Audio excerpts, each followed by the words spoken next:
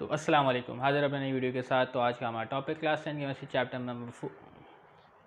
तो अस्सलाम वालेकुम, हाजिर अपने नई वीडियो के साथ। तो आज का हमारा topic class 10 chemistry chapter number 4 biochemistry में आज हम पढ़ने जा रहे हैं टॉपिक 4.1 में चौथा टॉपिक, जिसका नाम है sources and usage of carbohydrate. इससे पहले हमने कार्बोहाइड्रेट्स के बारे में तफसील से पढ़ा और जिसमें क्लासिफिकेशन ऑफ कार्बोहाइड्रेट्स को भी पढ़ा है। वीडियो ढूंढने में मुश्किल का सामना हो तो प्लेलिस्ट को ज़रूर विजिट करें। तो आज हम पढ़ने जा रहे हैं बेटा कार्बोहाइड्रेट किन किन ज़राए से हासिल होते हैं और उसके इस्तेमालात क्या है। तो आज ये सबसे पहले देख लेते हैं कार्बोहाइड्रेट किन किन ज़राए से हमारे पास हासिल होते हैं। ठीक है, तो कार्बोहाइड्रेट्स के बारे में आप जानते हैं। कार्बोहाइड्रेट से आपने क्लासिफिकेशन देखी है। कार्बोहाइड्रेट को 3 ग्रुप्स में क्लासीफाई किया गया है बेटा, मोनोसेक्राइड, ओलिगोसेक्राइड और पॉलीसेक्राइड। ठीक है, तो मोनोसेक्राइड में आपके पास क्या होते हैं ये भी मैं आपको बता चुका हूँ, ग्लूकोज और फ्रक्टोज। तो हमने इन दोनों को डिस्कस किया है। ठीक है, तो ग्लूकोज में जो है वो एल्डिहाइड ग्रुप मौजूद होता है। ठीक है, और फ्रक्टोज में कौन सा ग्रुप मौजूद है बेटा, कीटोन ग्रुप मौजूद होता है। ठीक है, तो ज़रा देखें तो कार्बोहाइड्रेट मोनोसेक्राइड, डाइसेक्राइड और पॉलीसेक्राइड, इनको मैंने रेड से मेंशन किया है। तो आज ये सबसे पहले देखते हैं कि मोनोसेक्राइड किन ज़राए से हासिल होता है। तो मोनोसेक्राइड हमारे पास है बेटा ग्लूकोज और फ्रक्टोज। ठीक है, इसमें एल्डिहाइड ग्रुप होता है, इसमें कीटोन ग्रुप होता है। ठीक है, ये मोनोसेक्राइड है तो इसमें शुगर का सिर्फ एक ही यूनिट होता है। ठीक है, तो मोनोसेक्राइड का मतलब यही है। तो बेटा मोनोसेक्राइड जो पाया जाता है ग्रेप्स, हनी, गावा, मोलासिस, हनी। ठीक है, ये मोलासिस क्या है बेटा, जब शुगर की रिफाइनिंग करते हैं। ठीक है, तो मोलासिस हासिल होता है, किस्म का हमारे पास लिक्विड है, डार्क लिक्विड है, थिक लिक्विड है, ज़रा पिक्चर देख सकते हैं। ठीक है, तो ये तमाम चीज़ें हैं, इसके अलावा बहुत सारी और भी चीज़ें, उनमें क्या बेटा मोनोसेक्राइड पाया जाता है। अब मोनोसेक्राइड में दोनों चीज़ें आती हैं, ग्लूकोज और फ्रक्टोज दोनों। तो इनमें क्या है बेटा ग्लूकोज भी हो सकता है, फ्रक्टोज भी हो सकता है, यानी दोनों की मिकदार मौजूद होगी, कुछ कम होगा कुछ ज़्यादा होगा। तो ऐसा नहीं कि सिर्फ इन 5 ही चीज़ों में मोनोसेक्राइड पाया जाता है, तो बहुत सारी चीज़ें जिसमें मोनोसेक्राइड पाया जाता है। और हमारे बॉडी में जो ग्लूकोज इस्तेमाल होता है वो इन्हीं फॉर्म में होता है, ग्लूकोज और फ्रक्टोज की फॉर्म में। ठीक है, अगर कोई एक शुगर का यूनिट है बहुत बड़ा कार्बोहाइड्रेट है, जैसे ओलिगोसेक्राइड है और पॉलीसेक्राइड है, वो डिवाइड होगा किसमें बेटा, मोनोसेक्राइड में, तभी हम इसको इस्तेमाल कर पाएंगे, अपनी बॉडी में से एनर्जी हासिल कर सकेंगे। ठीक है, क्लियर है। ओके, इसके बाद आपके पास ओलिगोसेक्राइड। तो ओलिगोसेक्राइड में जो आपके पास जो शुगर के यूनिट होते हैं, ठीक है, वो कितने होते हैं आपके पास, ग्लूकोज के जो यूनिट होते हैं वो आपके पास टोटल होते हैं 2 से लेकर 10 के दरमियान। ठीक है, 2 से लेकर 10 तक के क्या है बेटा शुगर के यूनिट मौजूद होते हैं। ठीक है, तो ओलिगोसेक्राइड हमारे कुछ नाम लिखे गए हैं। ठीक है, आज इनको देखते हैं, जैसे कि सुक्रोज, लैक्टोज, माल्टोज। तो सुक्रोज, लैक्टोज, माल्टोज, ये क्या है बेटा आपके पास डाइसेक्राइड है। ठीक है, डाइसेक्राइड यानी इसमें शुगर के 2 मॉलिक्यूल है। ठीक है, इसमें ग्लूकोज के 2 मॉलिक्यूल आपस में लिंक है। ठीक है, सुक्रोज एक अलग है, लैक्टोज अलग है, माल्टोज अलग है। तो इनके स्ट्रक्चर्स भी डिफरेंट होते हैं, लेकिन हमें इनका स्ट्रक्चर नहीं देखना, तो ये हमारा काम नहीं। जब आप बायोकेमिस्ट्री अगर पढ़ते हैं मुस्तकबिल में, तब वहाँ आप इनके स्ट्रक्चर्स का मुताला करेंगे तफसील से। ठीक है, तो ये क्या बेटा डाइसेक्राइड है, सुक्रोज भी, लैक्टोज भी, माल्टोज भी। तो डाई का मतलब आप समझ गए होंगे। तो इसकी पिछली वीडियो मैंने वहाँ पे सिर्फ सक्रोज को डिस्कस किया था, किताब में सिर्फ सक्रोज को डिस्कस किया गया था। तो लैक्टोज और माल्टोज अब इजाफी आ गए आपके पास। ठीक है, तो अब इसके अलावा एक और भी नीचे लिखा है रेफाइनोज। तो रेफाइनोज क्या है बेटा ट्राइसेक्राइड है। अगर आपसे एग्जाम में पूछ लिया जाता है भाई ट्राइसेक्राइड की मिसाल बताएं, तो ट्राइसेक्राइड की जो मिसाल होगी वो आपके पास रेफाइनोज होगी। ठीक है, और डाइसेक्राइड की मिसाल में सक्रोज, लैक्टोज, माल्टोज। तो सक्रोज किस में पाया जाता है, सक्रोज हासिल करने का जरिया क्या है, sugar cane, sugar beet, sugar root, carrot, maple, pineapple और इसके अलावा एट्सेट्रा। तो इनमें क्या बेटा सक्रोज पाया जाता है। तो सक्रोज डाइसेक्राइड है, 2 यूनिट आपस में लिंक होते हैं। गन्ने, ठीक है, गन्ना में पाया जाता है, इसके अलावा गन्ने में सक्रोज पाया जाता है। ठीक है, शुगर बीट, तो ये भी क्या बेटा एक किस्म का चुकंदर है, मीठा चुकंदर। बीट रूट, चुकंदर, गाजर, मैपल एक किस्म का है दरख्त, तो इससे क्या है बेटा चीनी वगैरह हासिल किया जाता है, शुगर हासिल की जाती है। पाइन एप्पल और दीगर ही बहुत सारे फल हमारे पास है जिनमें सुक्रोज मौजूद होता है। ठीक है, तो सुक्रोज एक ओलिगोसेक्राइड है, ये ब्रेक डाउन होगा किसमें बेटा ग्लूकोज में, मोनोसेक्राइड में हम उससे फिर एनर्जी हासिल कर सकेंगे। लैक्टोज जो है बेटा दूध में पाया जाता है। ठीक है, तो लैक्टोज भी क्या है बेटा डाइसेक्राइड है, दूध में पाया जाता है जो कार्बोहाइड्रेट वो है लैक्टोज। क्लियर है। इसके अलावा माल्टोज, माल्टोज किसमें पाया जाता है बेटा, वीट, बार्ले में पाया जाता है। ठीक है, गंदम में पाया जाता है। ठीक है, जौ में पाया जाता है और एट्सेट्रा। और रेफाइनोज किसमें पाया जाता है बेटा, लेग्यूम्स, दालों में पाया जाता है। किसमें पाया जाता है बेटा, दालों में पाया जाता है। ट्राइसेक्राइड है तो 3 यूनिट आपस में लिंक होंगे, किसके जरिए बेटा, ग्लाइकोसाइडिक लिंकेज के जरिए से। तो ग्लाइकोसाइडिक लिंकेज को भी हमने पिछली वीडियो में डिस्कस किया है। तो 2 शुगर के मॉलिक्यूल आपस में अटैच होते हैं, तो बीच में एक जो बॉन्ड बनेगा उसको आप कहेंगे बेटा ग्लाइकोसाइडिक लिंकेज। ठीक है, पॉलीसेकेराइड, तो पॉलीसेकेराइड को भी पढ़ चुके हैं, जिसकी मिसाल है सेलुलोज, स्टार्च, ग्लाइकोजन। ठीक है, तो सेलुलोज जो है ये किसमें पाया जाता है बेटा? Cell wall of all land plant. ठीक है, और कॉटन, यानी जो सेल वॉल है, सेल वॉल के बारे में आपने बायो में पढ़ा होगा, तो प्लांट में सेल वॉल पाया जाता है, तो सेल वॉल में क्या मौजूद है बेटा? सेलुलोज मौजूद होता है। तो सेलुलोज भी क्या है बेटा? एक पॉलीसेकेराइड है, कार्बोहाइड्रेट तो है, लेकिन जो ग्लूकोज की यूनिट है वो बहुत सारे आपस में अटैच होते हैं। ठीक है, जब 10 से ज़्यादा क्या है बेटा यूनिट्स आपस में अटैच हो तो उसको कहते हैं बेटा पॉलीसेकेराइड। ठीक है, तो सेलुलोज कहाँ मौजूद है बेटा? Cell wall of all plant, all land plants. ठीक है, और कॉटन में भी क्या है बेटा? सेलुलोज पाया जाता है। इसके अलावा पेपर भी होते हैं, जैसे कागज़ वगैरह है, तो कागज़ में भी सेलुलोज मौजूद होते हैं। ठीक है, क्योंकि कागज़ भी किसका हिस्सा है बेटा? प्लांट का हिस्सा है। दरख्त काटते हैं तो हम क्या है बेटा? कागज़ तैयार करते हैं। ठीक है, इसी तरीके से स्टार्च है आपके पास। स्टार्च के बारे में आपने पढ़ा है पिछली वीडियो में, जो प्लांट जो है फोटोसिंथेसिस के मदद से ग्लूकोज बनाते हैं। जब इजाफी ग्लूकोज हो प्लांट के पास तो वो उसको कन्वर्ट कर लेते हैं बेटा स्टार्च में। ठीक है, जैसे हमारे घर में बिजली आ रही है, लेकिन अगर लोड शेडिंग हो रही है तो हम क्या करते हैं बेटा? बिजली को स्टोर कर लेते हैं बैटरी में। ठीक है, ऐसे ही करते हैं ना।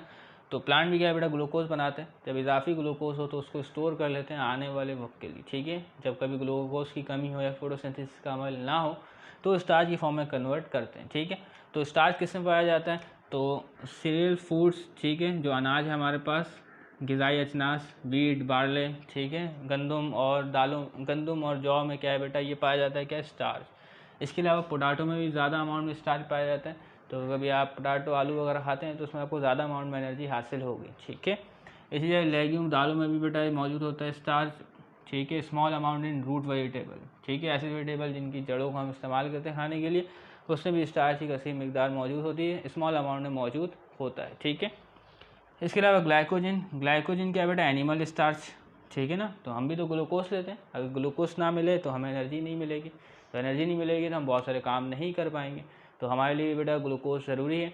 तो ग्लूकोज जो हमारे पास मौजूद है, तो ग्लूकोज जो है वो कन्वर्ट हो जाता है किससे बेटा? ग्लाइकोजन में। ठीक है, तो ग्लाइकोजन भी क्या है बेटा? कार्बोहाइड्रेट तो है लेकिन पॉलीसेकेराइड है। तो ग्लाइकोजन में बेटा 10 से ज़्यादा यूनिट जो है वो आपस में अटैच होते हैं, तो ग्लाइकोजन को एनिमल स्टार्च भी कहते हैं। तो प्लांट के लिए जब बात करेंगे तो स्टार्च कहेंगे, और जब एनिमल के लिए बात कहेंगे तो ग्लाइकोजन कहेंगे। ठीक है, तो क्या है बेटा? ये जो ग्लाइकोजन है, तो हम जो बहुत सारे फूड्स लेते हैं, ठीक है, अब ग्लूकोज जा रहा है हमारे बॉडी में, तो अगर ज़्यादा ग्लूकोज हम ले लेते हैं, ज़्यादा मिठास हासिल कर लेते हैं, ज़्यादा कार्बोहाइड्रेट खा लेते हैं, तो क्या है बेटा? बॉडी में शुगर लेवल बढ़ जाएगा। ठीक है, तो और शुगर लेवल का बढ़ना ठीक नहीं।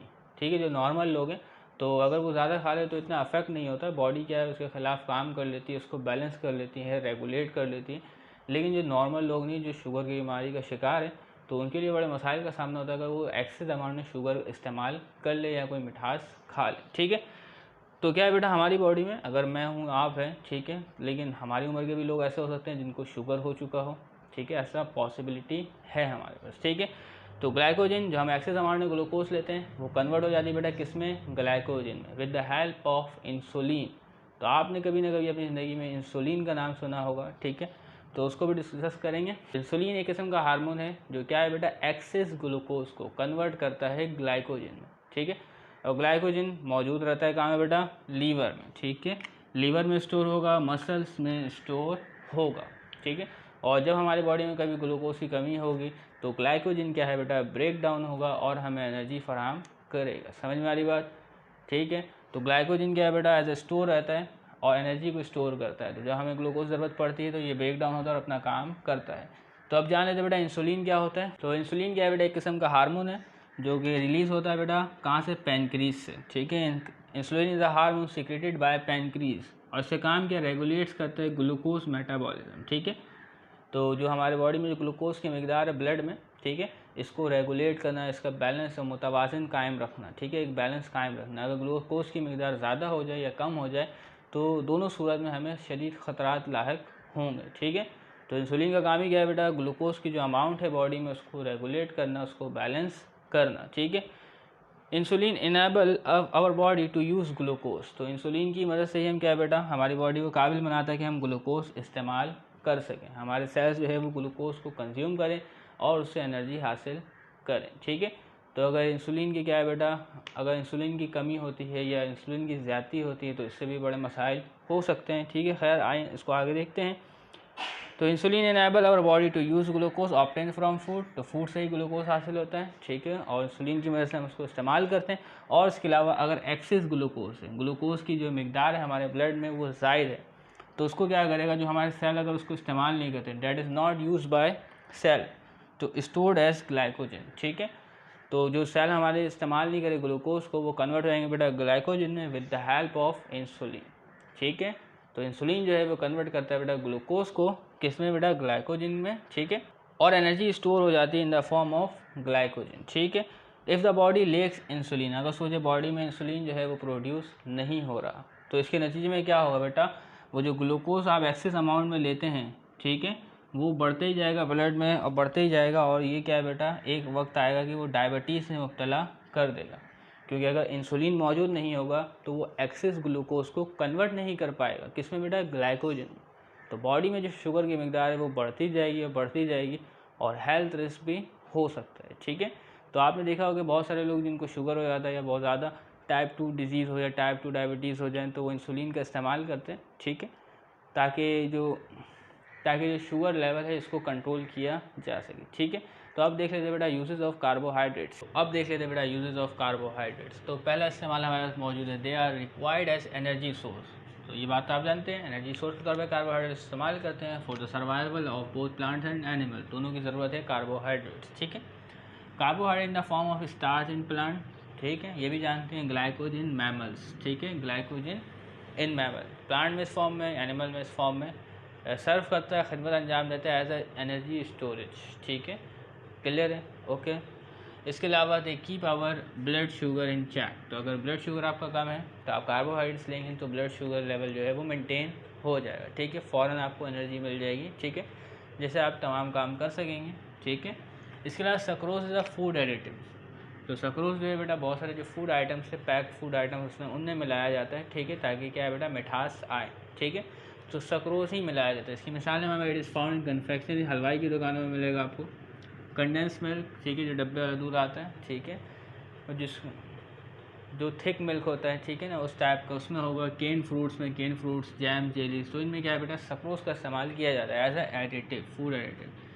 Carbohydrate fibre help in cholesterol reduction, तो हम कुछ खास किस्म की भूसी वगैरह इस्तेमाल करते हैं, ठीक है, तो वो क्या करते हैं, वो फाइबर्स होते हैं, वो मदद करते हैं बेटा किसमें, हेल्प इन कोलेस्ट्रॉल रिडक्शन। तो कोलेस्ट्रॉल की मिकदार बॉडी में ज़्यादा है तो कुछ किस्म की भूसी इस्तेमाल की जाती है, ठीक है, इससे क्या होता है बेटा, कोलेस्ट्रॉल में क्या होती है बेटा, कमी वाक़ होती है, एंड ब्लड प्रेशर रेगुलेशन, ठीक है, ब्लड प्रेशर रेगुलेशन। तो फाइबर जो है हमारी ज़िंदगी का बहुत अहम हिस्सा है, तो फाइबर्स हमें ज़रूर इनटेक करना चाहिए, ठीक है। अगर हम फाइबर इनटेक करते हैं तो डाइजेस्टिव जो ट्रैक्ट है, डाइजेशन का जो अमल है, मेटाबॉलिज्म है, वो ठीक से परफॉर्म होगा, ठीक है, क्लियर है। तो फाइबर की बड़ी अहमियत है हमारे लिए। इसके अलावा कार्बोहाइड्रेट को exit with variety of protein and lipids, तो कार्बोहाइड्रेट मौजूद होता है बेटा प्रोटीन और लिपिड के साथ भी पाया जाता है, ठीक है। इसके अलावा सेलुलोज, ये भी कार्बोहाइड्रेट है, पॉलीसेकेराइड है, is use as raw material in variety of industries including textile and paper, ठीक है। तो सेलुलोज इस्तेमाल होता है बेटा, पेपर बनाने में भी सेलुलोज इस्तेमाल होता है, टेक्सटाइल में कॉटन है तो कॉटन में सेलुलोज मौजूद होता है, और मुख्तलिफ इंडस्ट्री जिसमें सेलुलोज का इस्तेमाल किया जाता है। अब इसे स्टार्च भी क्या बेटा, पॉलीसेकेराइड है, कार्बोहाइड्रेट है, is use to improve writing characteristics of paper, तो मुख्तलिफ किस्म के पेपर्स अवेलेबल होते हैं मार्केट में, कुछ अच्छी क्वालिटी की भी होती है, कुछ लोकल क्वालिटी की, ख़राब क्वालिटी के अवेलेबल होते हैं। तो अच्छी क्वालिटी के पेपर की जो आपके पास प्राइस होगी उसकी ज़्यादा होगी, क्योंकि उसमें क्या है बेटा, स्टार्च भी इस्तेमाल किया जाएगा और मुख्तलिफ प्रोसेस किए जाएंगे कि अच्छी क्वालिटी के पेपर हमारे पास आ सकें।